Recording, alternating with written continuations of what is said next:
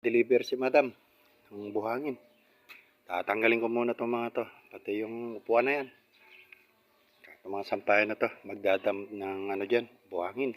Mga nabistay na. Namasada pala si Adong.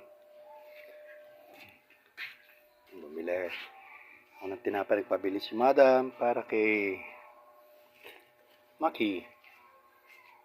Alright. Ligpit-ligpit. Ano muna yung plies.